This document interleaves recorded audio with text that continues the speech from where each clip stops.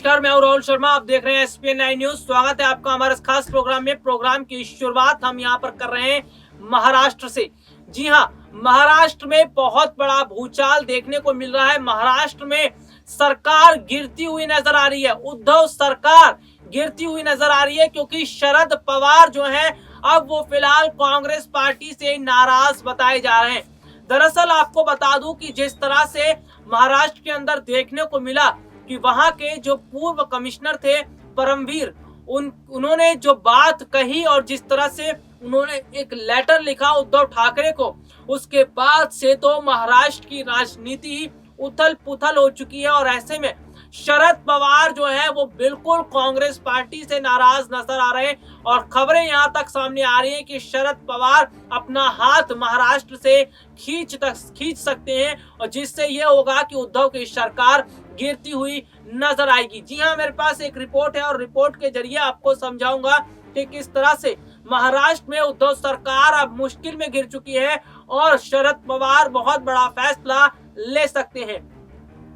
मुंबई के पूर्व police commissioner Paramvir Singh के महाराष्ट्र के गृह मंत्री अनिल देशमुख पर लगाए गए आरोपों को लेकर दिल्ली में एनसीपी प्रमुख शरद पवार के घर पर जो है वो बैठक जो हुई थी, वो बैठक खत्म हो चुकी है। उसके बाद बैठक के बाद देखिए, बाहर से निकले प्रदेश अध्यक्ष जयंत पाटिल ने बीजेपी के इस्तीफे मांगने के सवाल पर कहा कि अनिल देशमुख के इस्तीफे का जो है सवाल अभी नहीं बनता, लेकिन यहाँ पर देखने को ये मिला है कि आनंद फानन में शरद पवार ने एक बैठक की और बैठक में ये देखने को मिला कि वो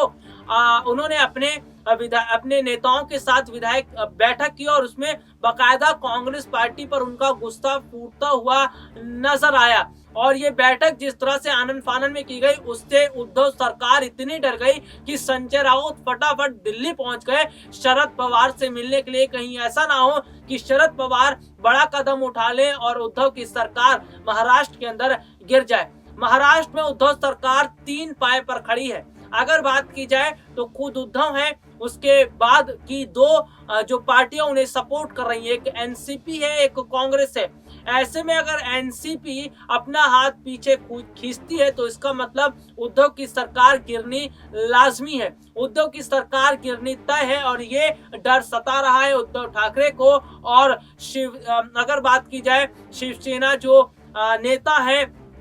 संजय राउत को, यही वजह रही कि कल संजय राउत ने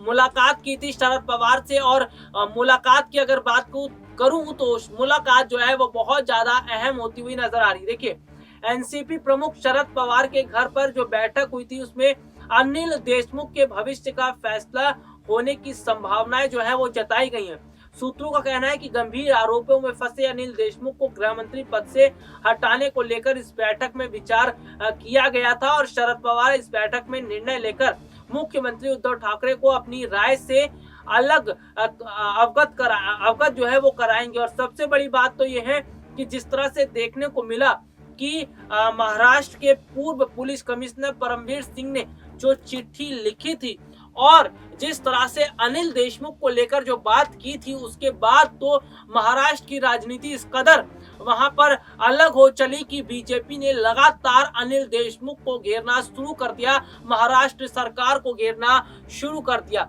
और बीजेपी की तरफ से यह मांग की गई कि अनिल देशमुख को फौरन गृह मंत्री से हटाया जाए, गृह मंत्री के पद से हटाया जाए। तो इस वक्त जो है महाराष्ट्र के अंदर भी बिल्कुल जो राजनीतिक पार्टियां हैं इनके अंदर उथल पुथल मची हुई है और शरद पवार से डर लग रहा है उद्धव ठाकरे को, क्योंकि इसलिए भी डर लग रहा है कि कहीं जो माहौल खराब हुआ है और जिस तरह से इसमें अगर बात की जाए अनिल देशमुख का नाम सामने आया है, उसके बाद कहीं ना कहीं शरद पवार जो है वो ये देखने को मिल रहे हैं कि और सबसे बड़ी बात देखिए, आपको यहाँ मैं बता दूं कि कांग्रेस के बहुत सारे नेताओं ने ये बात कही थी कि अनिल देशमुख को बाकायदा जो है सजा मिलनी चाहिए अगर वो दोषी है। तो कांग्रेस की सरकार और एनसीपी, कांग्रेस और एनसीपी दोनों जो है वहां पर गठजोड़ है महाराष्ट्र में और उसके बावजूद कांग्रेसी नेताओं द्वारा जो बात की गई अनिल देशमुख को लेकर, उसके बाद तो शरद पवार जो है और ज्यादा नाराज हो गए और शरद पवार और कांग्रेस पार्टी के बीच में एक लकीर खींच चुकी है, जो लकीर एक खाई दिखती हुई नजर आ रही है। शरद पवार और कांग्रेस के बीच जो लकीर खींची है, इसका सबसे ज्यादा डर लग रहा है उद्धव ठाकरे को। उद्धव ठाकरे की शुरू से मंशा यही थी कि उन्हें मुख्यमंत्री बना दिया जाए महाराष्ट्र का, और मुख्यमंत्री बनने के लिए ही उद्धव ठाकरे ने कितने सारे पापड़ भी बेले थे, ये बात जनता समझती है। लेकिन अब की बार जिस तरह से ये मामला जो खुलकर सामने आया है और जिस तरह से अनिल देशमुख पर परमवीर सिंह ने जो आरोप लगाए हैं, इसके बाद अब कांग्रेस भी जो है वो एनसीपी पर निशाना साधते हुए नजर आ रही है, अनिल देशमुख को घेर रही है और ये बात ना ही पसंद आ रही है उद्धव ठाकरे को और ना ही शरद पवार को। तो इस वक्त जो है बहुत ज्यादा मुश्किलें महाराष्ट्र के अंदर देखने को मिलती आई हैं और गौर करने वाली बात तो यह है कि जिस तरह से अगर बात की जाए जो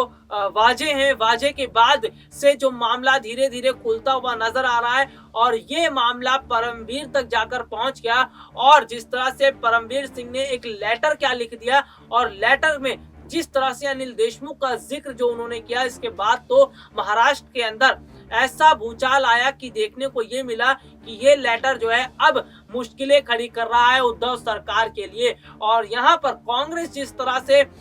निशाना साध रही है अनिल देशमुख पर, कांग्रेस जो है वो अनिल देशमुख को घेर रही है और उसके बाद वो शरद पवार को भी घेर रही है, तो कहीं ना कहीं शरद पवार और कांग्रेस के बीच अगर ये खाई बनती हुई नजर आती है। यही वजह रही कि कल जो है आनंद फानन में शरद पवार ने एक बैठक की और इस बैठक का देखिए हिस्सा लेने के लिए, इस बैठक में हिस्सा लेने के लिए बाकायदा संजय राउत भागे भागे चले आए ताकि वो शरद पवार को मनाएं और शरद पवार को मनाने की कोशिश करें। तो यहाँ पर संजय राउत जो हैं वो डरे हुए हैं क्योंकि उन्हें पता है कि कांग्रेस और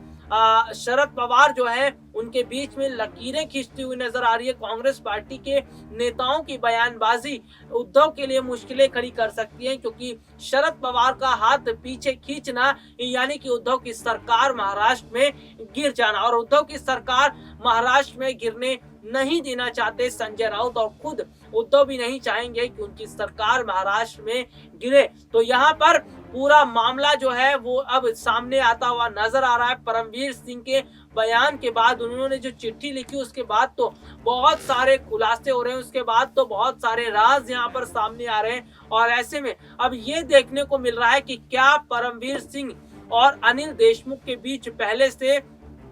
कोई और जो है मामलों को लेकर बातचीत भी हुई थी और जिस तरह से अनिल देशमुख ने कहा था परमवीर को कि उन्हें 100 करोड़ रुपए हर महीने चाहिए। तो ये सारी चीजें नजर आ रही है कि किस तरह से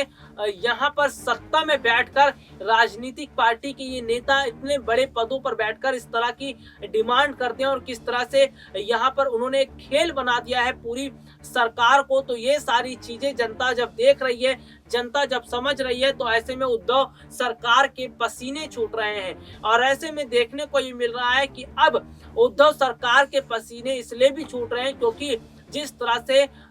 नए नए जो खुलासे हो रहे हैं, परमवीर ने जो चिट्ठी लिखी उसके बाद से, तो ऐसे में माहौल जो है वो महाराष्ट्र का एक बार फिर बिगड़ता हुआ नजर आ रहा है और उद्धव सरकार अपनी कुर्सी को बचाने की जरूरत जो है वो लगातार कर रहे हैं, जी तोड़ मेहनत कोशिश कर रहे हैं कि अपनी कुर्सी को किसी तरह से बचाया जाए और महाराष्ट्र में उनकी सरकार फिलहाल बरकरार रहे। लेकिन यहाँ पर ये देखना होगा कि क्या जो एनसीपी प्रमुख हैं शरद पवार वो महाराष्ट्र में अपना हाथ पीछे खींचते हैं। कांग्रेस और एनसीपी के बीच जिस तरह से एक लकीर खींच गई है, ये लकीर जो है अब वो उद्धव के लिए परेशानी का सबक तो बनी गई है, लेकिन यहाँ पर दुश्मनी जो है पैदा हो गई है शरद पवार और कांग्रेस पार्टी के बीच में। और ये दुश्मनी कहीं ऐसा ना हो कि इनके बीच की खाई इस कदर बढ़ जाए तो इसमें उद्धव को पिसना पड़ जाए और उद्धव की सरकार वहां से चली जाए। फिलहाल के लिए आज मुझे इजाजत दीजिए, नमस्कार।